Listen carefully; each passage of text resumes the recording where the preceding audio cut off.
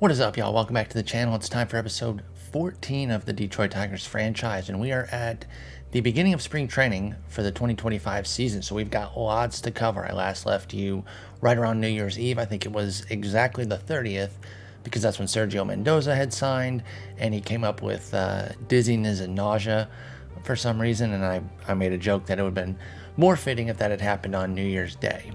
So that's how I kind of remembered where we were. So we've got, 2 months of action to discuss.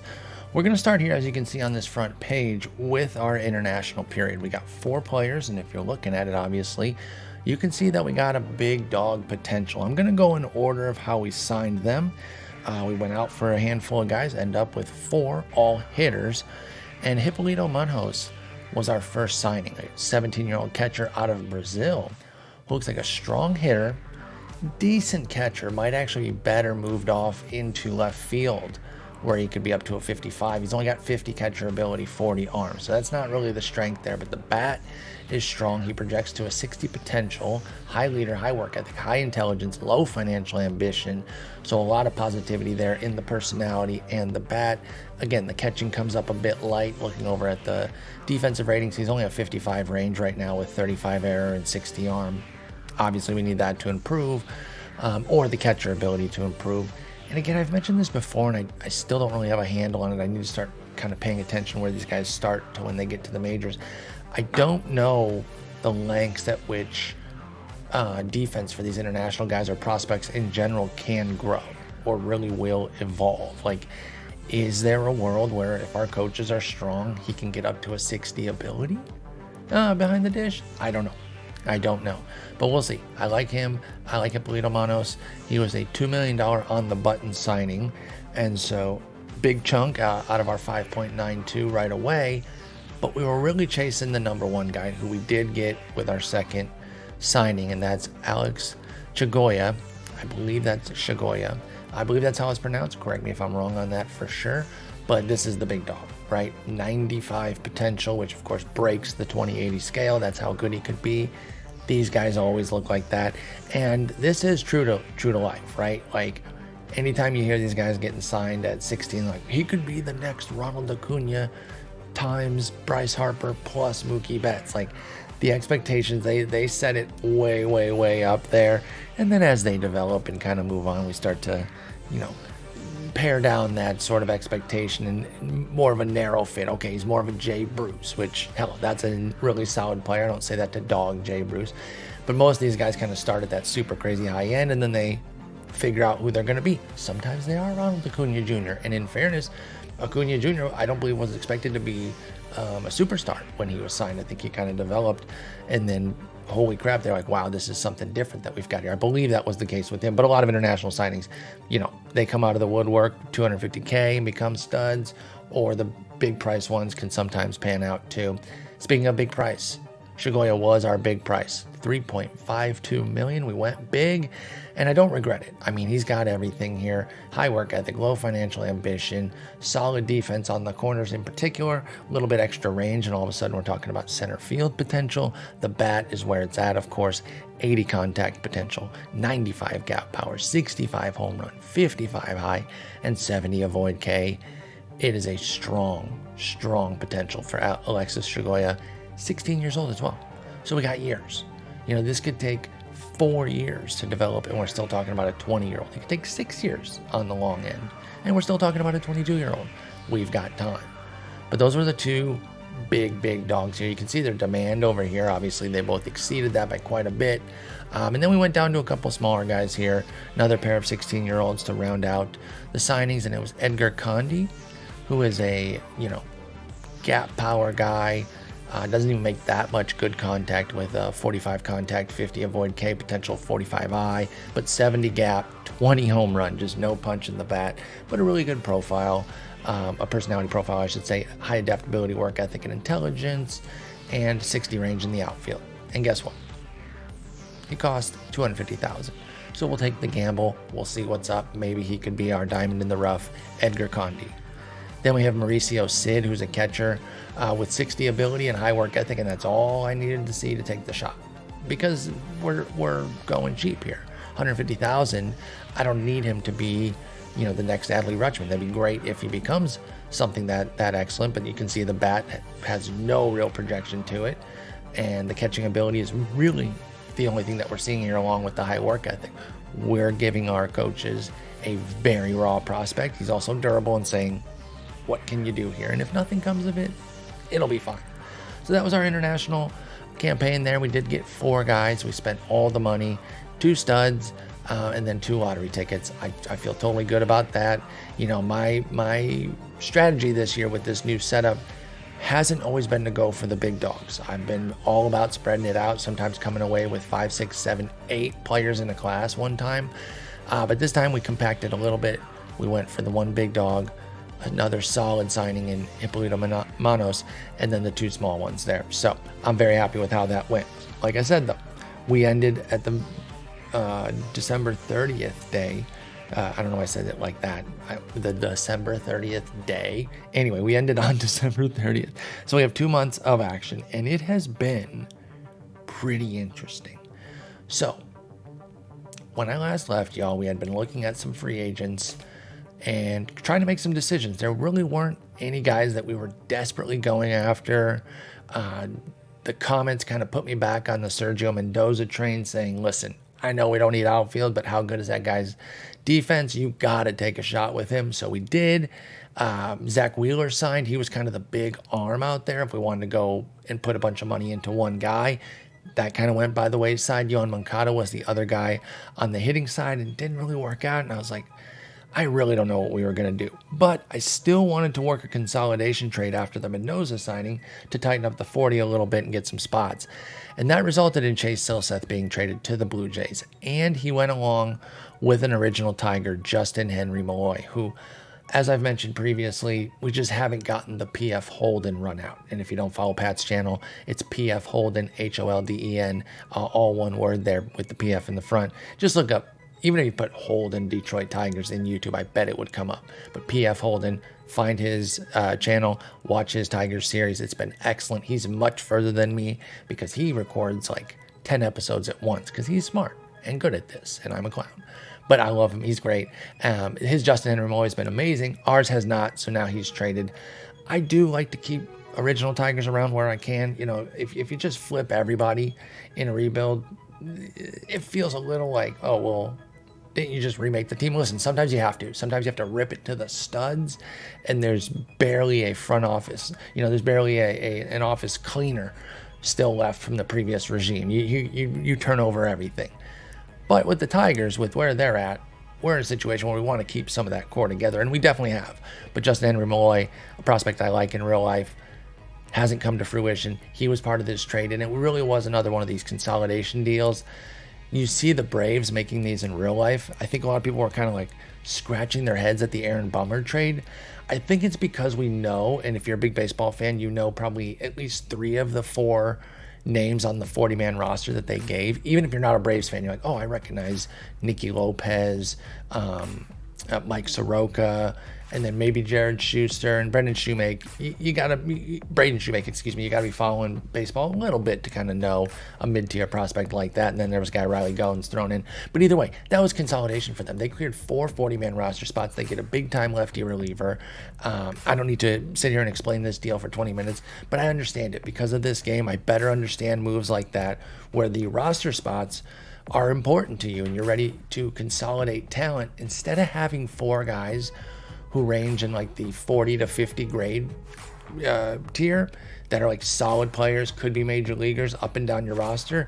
You're trying to get one guy who's like a solid 55.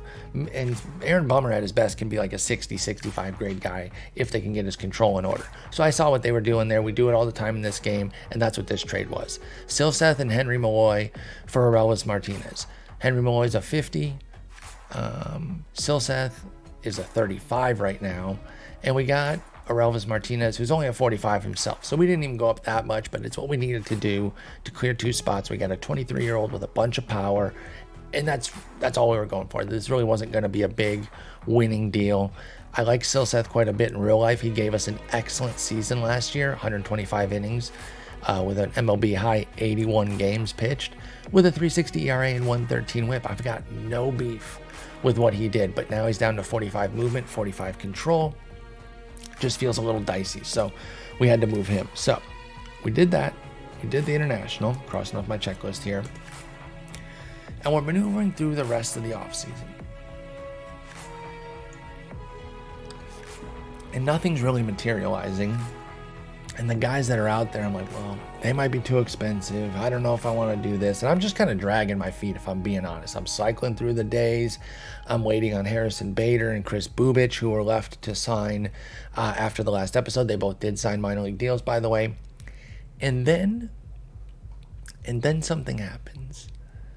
And then we get to the beginning of the new season, right? Where it turns over and it's like the season has started. It's not quite spring training yet, but the season turns over. And we got a financial jump. We got $20 million more in our pockets. And you can see here it says the international free agent budget drops from 7.92 to 5.92.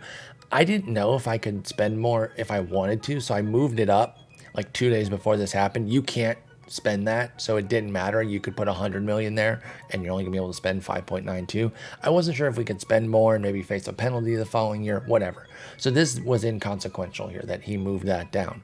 The important part was we got $20 million more in our back pockets. So I said, whoa, we got some money here now. I think I got to do something with this. So I went out and I made some moves, y'all. I made 2 moves on the offense, including a return. Willie Adames is back with the ball club. And I know that that's not going to get people jumping for joy, but he's coming off of 4 straight 3 to 4 win type seasons. 3.8, 3.3, 3.2, 3.5. We round 2 of those up to 4. We round 2 of them down to 3. So, he's a nice 3.5 win type guy, Willie Adames. He gave us 3.5 on the button last year. Definitely propped up by his defense, but that's okay. I mean, I think sometimes people say that and it's like, as kind of a dig at somebody.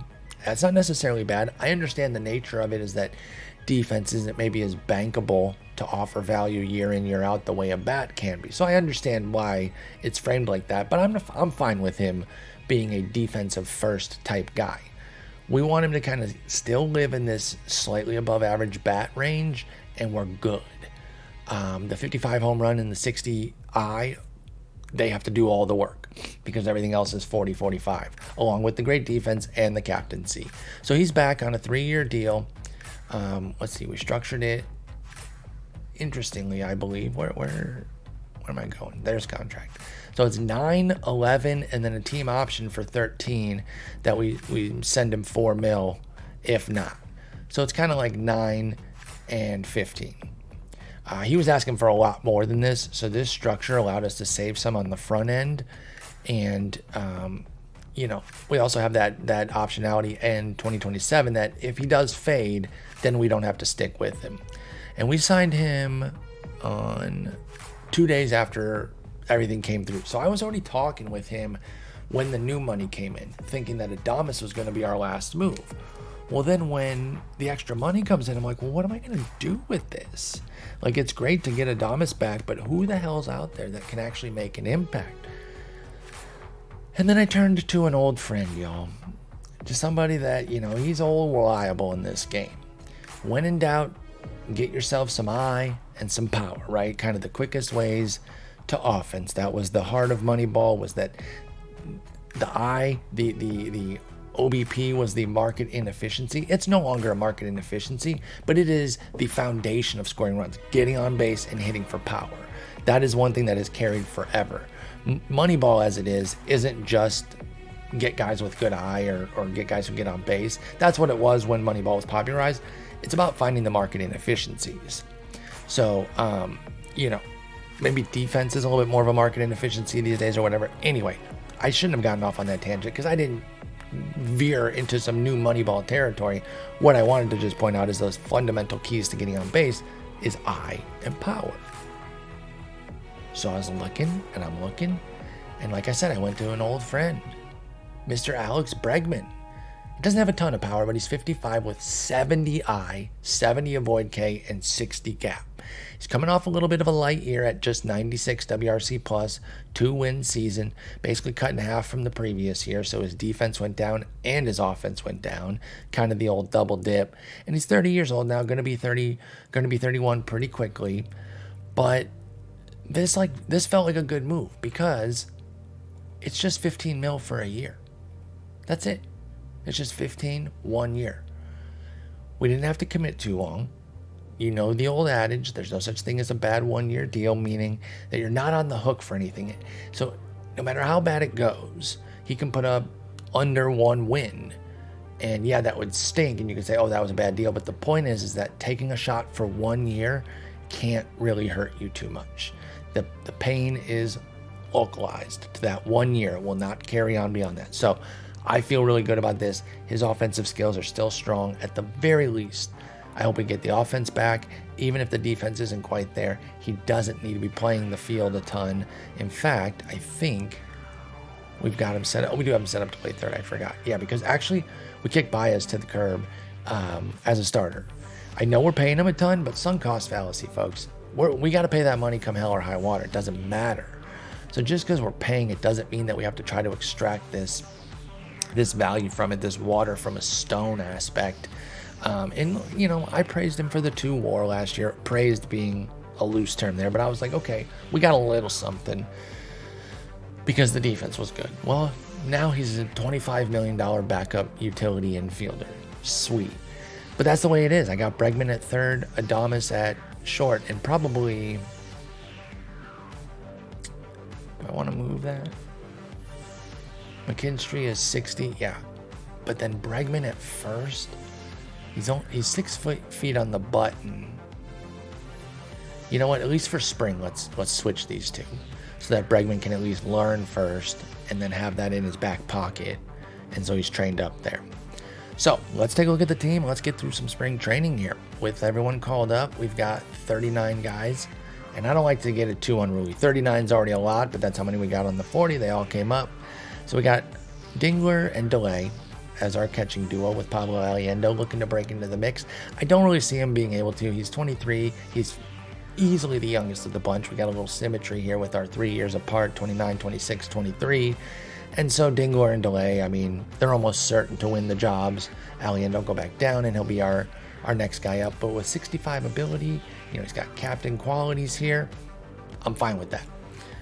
Bregman at first, as you just saw, with Torque backing him up, and Torque primarily playing DH. And then we got Watanabe over at second, our stud. And then McKinstry at third right now. There was a point in spring where I was like, is McKinstry gone? Because, you know, at the time I'm thinking I'm signing Adames and Bregman to third baseman. But that's when I decided Baez does not have to be in the lineup. And McKinstry, coming off of a tough year, we're going to stick with him and see what he can do. And here's hoping. He's a favorite of mine in real life too, so I'm playing a little favoritism, but the skills are there to stick with him. He's got enough green. He's got 3 55s, a 50, and a 45 on his profile, with some utility defensively, some small ball qualities, and let's hope that that's enough. We'll see. Adames over at short, welcome back to the team. Badu in left, a staple, but you know, going to be in a platoon right now, and to be honest, we'll see. We'll freaking see, because, you know, if somebody like Elvis gets going and really starts blasting the ball, I could see him getting in there, taking some opportunities, and maybe pushing somebody like Badu. I'm going to train him up here in left. We have Mendoza. I want to train up some of his left field, even though we're going to play him in center and right, because that's where the 75 range has value. Although right field with 45 arm, maybe not. Maybe he does need some training up in left. So I'm going to put third game in left for him, and fourth game for Elvis. And then Elvis, he's getting some third base opportunities too. In fact, you know what? He's going to get more than Baez. Baez does need to train up at the other positions, though, so I do want him playing with some consistency.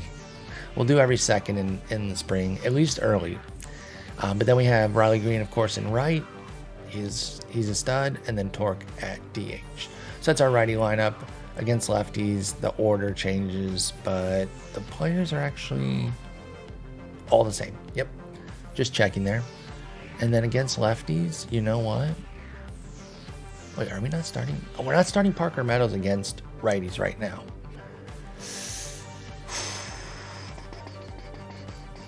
You know what? I think he'll actually probably start when push comes to shove. But for the for the sake of defensive improvements, for Mendoza to train in left and Arelvis to train in left, we're going to let Meadows just kind of get some limited PT here. And then once the season gets going, he'll get more burn. We'll get him in every second here and right, every third for Kelvin Alcantara, who's almost certain to go back down. So we have Gabriel Arias, a newcomer in town, also vying for kind of a utility role. He does have options. There's no guarantee that he makes the roster. Happy birthday to him, by the way, his 25th birthday. So we'll see how that goes with him. Creedler, definitely not going to make the team. I mean, he's a worse version of Arias, so I don't see how. And Baez, I guess he does have an option, but we're not going to send him down. I won't go that far with it, with the sunk cost. I'm still going to keep him up. And then Vierling, Alcantara, and Meadows. Pitching side, we got 6 starters. We're going to go Skubal, Elpidio Perez, Jackson Job, Adrian Morion, Aaron Ashby, and Ronnie Enriquez. And then a ton of relievers, like so many, way too many. Oh, CD-ROM. I considered trading him. Nothing came of it. As you can see, we still have him. But man, he had a lot of value on the market. I think it's because he's got this borderline starter capability. And some teams were like, yo, we could just put him in the rotation. I was like, okay, wait a minute. I'm going to hang on. Because I almost traded him in a consolidation deal. And then I decided against it. And I think I'm glad I did that. Ooh, during our January development report, I think Angel Felipe got 5 extra points of stamina to go up to 35, and you know what that means, baby. It's stopper time for the big time right. He's got 65 stuff, 65 movement, 40 control. That little extra bit of stam will certainly help him, and I think he has a chance to really break out this year.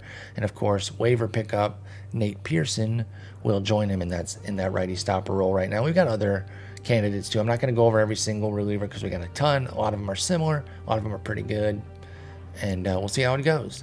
So let's get into spring. Let's hopefully stay healthy here. And the 2025 season begins, at least for spring. Brandon Crawford. Did we have talks? I might have looked at your profile, Brandon Crawford, but I don't think so, buddy. We do have money. Oh, Austin Meadows just signed. We do still have $6.5 million if we want to get in on something, but I don't really know where because the 40 is all but full. We have one spot. And I don't see anything that's impact. You know, if something happens with an injury and we have to go replace somebody, we'll do that. But I actually had looked at Meadows, so I want to see what he signed for because the fans are mad that we lost him. He's going to San Diego, 12.4. Nope, I was not that high. We don't have that much. So he gets 2 years, $25.3 million. You know what? Good for him. I'm actually happy that he got some money because I was trying to give him like $6.5 million, and he was not interested in that. Mauricio Sid gets a fresh scouting, and his potential eye goes up. Good for him. And Shigoya, his potential contact goes up, his current defense goes up, and now he's 100 potential. I love that, to get even a little extra boost. But it'll go up and down. It'll have a lot of time before we really know who Shigoya is. But I'm excited, and I hope that he makes the top 100 prospects. Right now we have 119 and 186, so dreadful. Let's see if we can get better with the next update after spring. Preseason predictions, the first run. Let's see how they like us.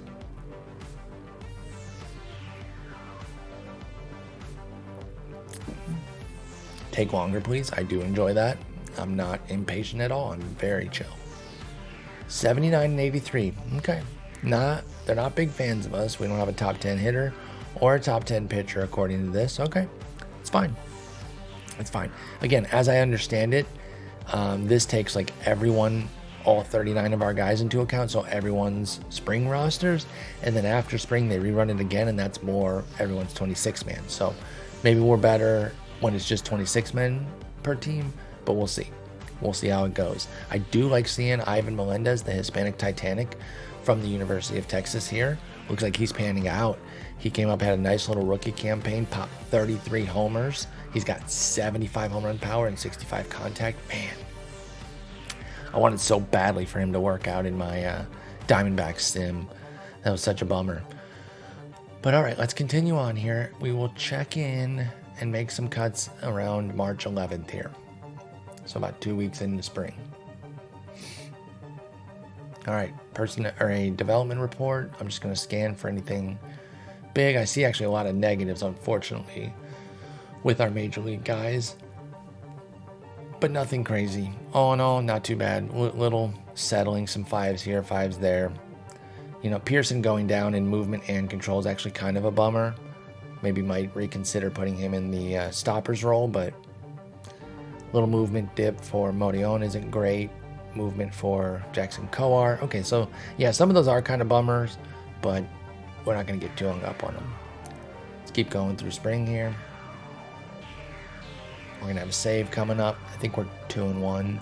I don't really care about win-loss record, right? It's like stay healthy, get the guys the training that they need, and let's get to the season. That's what we're going for. I think, we were 3-0. Yeah, whatever. I mean, I'll keep a general eye on it. There's a tie. It's like I don't want the team to lose a ton of games, especially if they're just playing horribly, but I can't be bothered to take too much from it one way or the other. Just stay healthy, boys. You know? As we get into another save. I got weekly save. I think I'll go to monthly so we can pick up the pace here, because again, we're just trying to get through this, get guys some training, and stay healthy. Stroman's going to Houston on a $4.7 million deal. That's a nice little cheap signing when the dust is settling. Not a bad move by Houston there. He was somebody that we were looking at. We got enough pitching now, though. I mean, at least in terms of bodies, right? Like, stuff can happen. I'm not saying it's perfect. You know, I'm always going to give deference to the OOTP gods so they don't punish us. Can never have too much pitching. I know, OOTP. Don't be mean. All right, we're at the 11th here. Let's take a look at some guys, make some cuts. Pop the time frame the game type to spring training. And we'll get Aliendo out of here, you know. We knew he wasn't going to make it anyway. And we'll cut down to the other two guys. We're not waiving and designating him. Arias can stick around. Creedler's doing well, but again, he's just not making the roster. He's just not. So now we're down to 16 hitters. I can live with that. Let them play. Kevin Alcantara making a bid. 3 homers already. 1286 OPS. Trying to say, hey, I'm here. I'm good. Let me get in. We'll get him in a little bit more here with the second game. And you know what? McKinstry doesn't need to be getting DH reps. Let's get Alcantara in there. Get him some more reps. And maybe even a Relvis. We'll go every 2 and 4 there. Alcantara is getting DH reps against lefties. That's good. On the pitching side, we're going to need to make like 50 cuts. So let's see who's doing what here. Like Bo Brisky. He's having a strong start. I mean, it's only 3 innings, right? So we're going off like tiny samples. So at this point, I'm probably still going more off of ratings than I am any performance that they're doing, right? Because these performances are tiny and kind of meaningless. So we're going to send Matt Manning down. DaCosta, we have enough lefties right now. Joey Wentz, it's probably gone. Let's do that. That's still 18. Actually, Wentz is out of opties. Okay. I think Wilmer Flores needs to go right now. It's a numbers game, you know. Down to 17. Okay, we can live with 17. Let these guys get in a little bit more. In fact, let's take these 2 out of the stopper because I don't want them to eat up all the innings. See how many innings they have? I actually shouldn't have done that. That was an accident. You try to just do neutral stuff in spring. Let everyone just get as many innings as they can, or have the innings spread out a bit more. Move Ty-Matt into reliever. Does that improve him at all? Wait, did he go down? He is worse as a reliever than a starter? Interesting. Because he has the stamina and a deep arsenal, but he's not terribly overpowering. I mean, it makes sense. Like, there are guys. Like, for example, in real life, I don't think Kyle Hendricks, and Ty Madden isn't Kyle Hendricks. He's not that soft tossing. I'm just trying to come up with an extreme example. But there is a world, like that concept makes sense to me. It's not such that every single person who goes to the bullpen is definitely going to be better. Like the shorter samples and whatnot, like I understand why anybody might think that and be like, oh yeah, no, of course you got to get better in the bullpen. But sometimes people's skills might be more tailored to start. And when you say to, 8 months until he's ready, I don't know how close this was. Like what kind of set? I mean, it's bad. It's bad. Like I'm nervous that he's gonna be anything when he gets back. I mean, it's fine. I've resigned myself to that even before the setback. Now you throw in the setback, and yeah, we're pretty much done with him, unfortunately. I mean, we'll see. You know, if Yuseta comes back and he doesn't have a big dip in skills, then of course we'll keep him. But not holding my breath on that. All right, we got about 9 games left. Let's make some final cuts here. Arias not doing a whole lot, so I think he's gonna go. And I still need to cut one at least. Fearling and Alcantara. I mean, Alcantara's come back down. He doesn't have any more homers, but that's fine. You don't have to keep that pace. Orelvis isn't really doing much. Baez still terrible. And then on the pitching side, Wentz is nicked.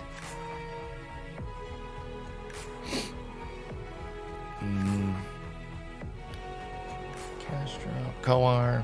Coar's out of options. So we're kind of stuck with him, which isn't the end of the world. Madden is doing fine, but I just don't see a world where he makes it. So we're going to demote him right now. That's 16 still. We still need to find 3 guys at least, because I kind of want to go 14-12. So that'd be 4 guys. I don't know where the hell that's going to come from. Reese Olson, maybe? I always have to divorce my real-life feelings from where they are in the game right now, because I really like Reese Olson in real life, and in the game right now, he's not that great.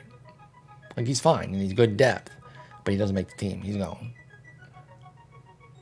So Coar and Wentz are locked, or at least have to be DFA'd if they're kicked off. Wentz does get better in relief. He goes to 55, 55, 45. All right, well, I think we're just going to let them battle till the end here. We'll see what happens. Let's go another handful of games. I do see a lot of green on the board, which, again, I do like. I'd rather they win than not. It's just that them winning a bunch doesn't make me feel greatly different about the team, and even them losing a bunch wouldn't make me be like, oh, we can't do well this year. So it's cool to see just because you'd rather your team win than lose, but don't ever put too much stock in the actual success of the team in spring. And even these stats that we're looking at, I'd even be careful to put too much stock into those. I do wonder, everyone's tired? That's some bad bullpen management. We got 15 pitchers, and we have 1 reliever who would be available by our stamina counts. I mean, I guess Lang at 83 and Castro at 83, they could be used, but it is surprising how dead tired it is. All right, so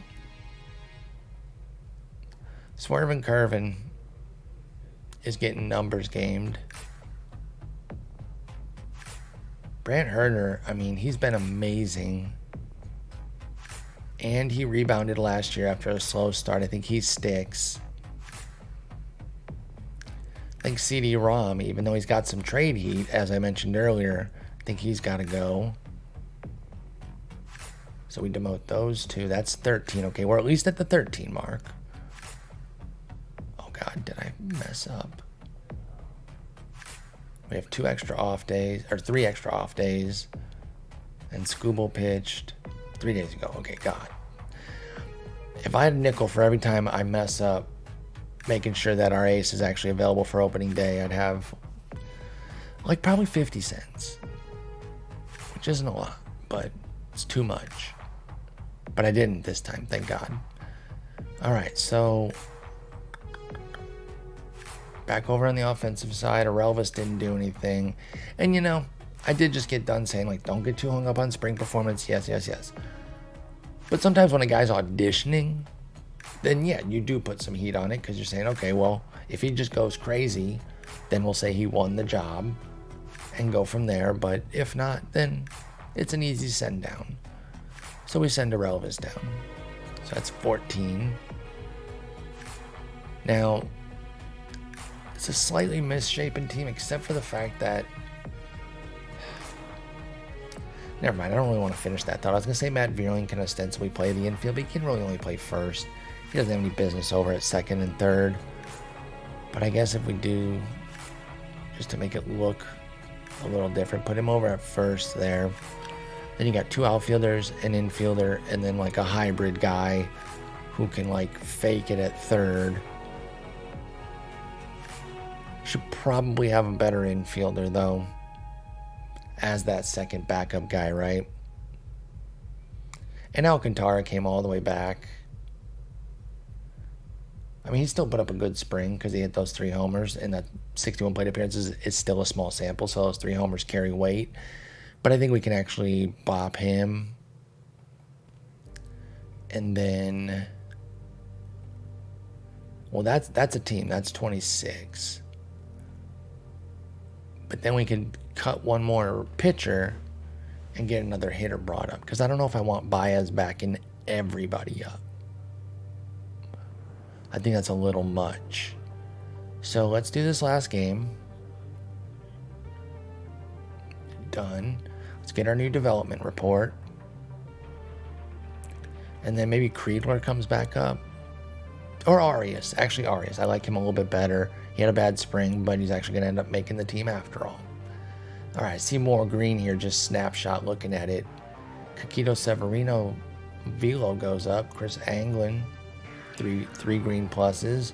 Manuel Sequeira, speed drops, but 3 more things go up. Okay, a bunch of stuff going up. Yoel Baez with a huge jump up, including a velo boost. That's nice for him. And he's up at high A. I wonder if he maybe even goes a higher level than that. Do we put him in the Eastern League? I think we do. Let's promote him to Double-A Toledo. Double-A Erie. Triple-A is Toledo. Moises Valero with some nice little jumps. Cool. Adinso Reyes with some jumps. And then Santana and De Los Santos. All right, so not a bad report. Nothing crazy. None of our top prospects going bananas or anything, but I'm happy with it. All right, we got to figure out this roster situation now. Again, we're at 26, but I don't like the shape of it. And I like Arias coming back. So let's get Arias up here. 21 players here. This is entirely too many. It's entirely too much tuna. Wherein the tuna is the players.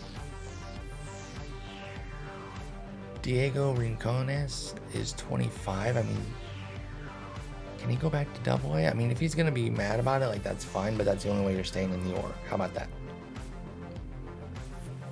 He's normal about it. Cool. I mean, 20 players, that's still too much. Eliezer Alfonso, we moved him off catcher because he can't really catch. All he does is not strike out. Switch hitter, I mean, there's just nothing here. It's just not doing it for me. Luke Gold. There's gold all over his profile, but it's fool's gold. It's just a bunch of, like, mediocre yellow. Not that special. Miguel Aparicio. He's 26. He got the call up from Double-A after 2 years there. I think it's time to at least give him a shot. I guess we run 19 here. I mean, somebody like Madrigal is here specifically to be a captain. So if we think about it like 18 and we bench him for like 300 days, I guess 44 is the most you can, but that's fine. So if we think about it like that, 18 I can live with. 21 pitchers, Jesus. Remember when we had some hype on Brendan White? Now, is this really a 25 reliever? Maybe it's because his velo sucks, doesn't strike out batters, but whatever.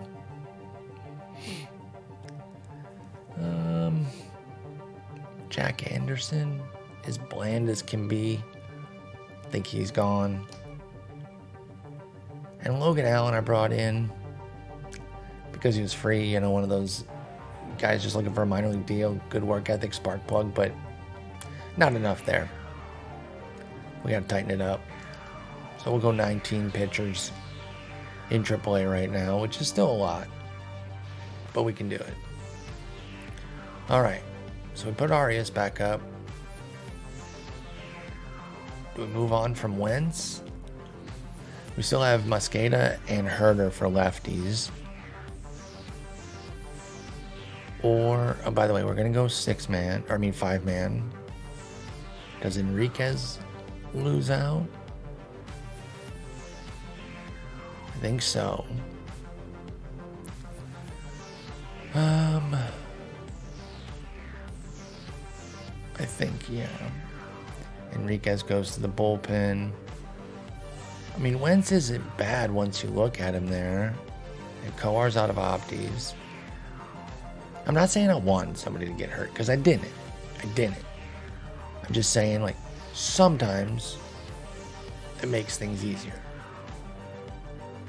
Again, I don't want it to happen, and I don't even like saying that out loud, because you know how the game is, y'all. You can say you don't, but you do. You know. I think Mosqueda and Felipe are going to be our stoppers.